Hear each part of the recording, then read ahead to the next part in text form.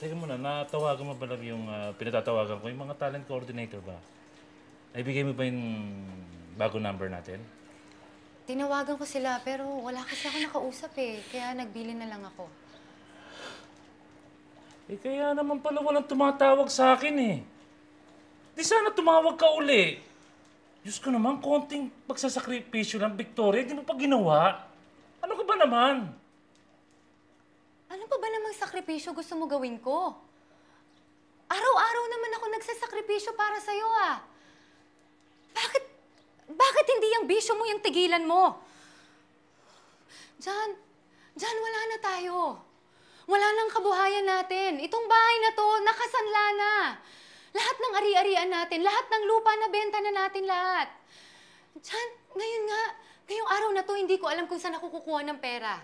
Kung sino pang pwede kong lapitan na tao para hingan ng pera, para utangan, ano pang gamit sa bahay na to pwede kong ibenta. Wala na dyan. Ultimong pamalengke natin. Pinapambisyo mo. Ngayon, sabihin mo sa akin kung sinong hindi marunong magpambisyo.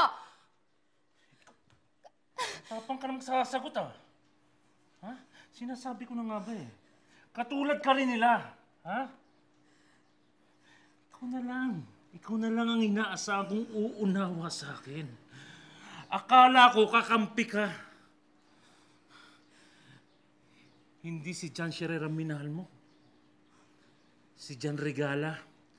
Si John Regala ngayon, wala nang pelikula! Si John Regala ngayon, laos na! Bakit ba nalaos si John Regala? Dahil natatakot sila. Dahil wala na silang tiwala sa'yo.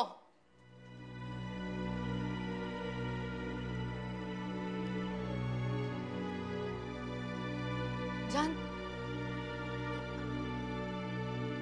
aalis na lang kami ng mga anak mo. Hindi dahil hindi ka namin mahal. Pero gusto kitang tulungan. John, hindi ko kayang nakikita ka na pinagtatawanan nila habang buhay. Kung hindi mo kayang itaguyod itong pamilya na to, tutulungan kita. Mahal kita, John, at ikaw ang minahal ko. Hindi yung kasikatan mo.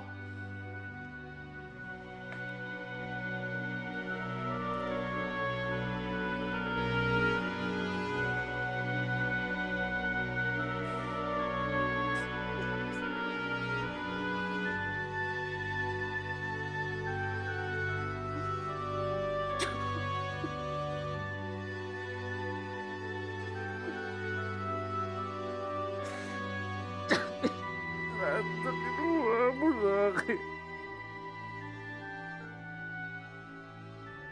Pamigay mo na. Mawawala. Ano nga ba naman?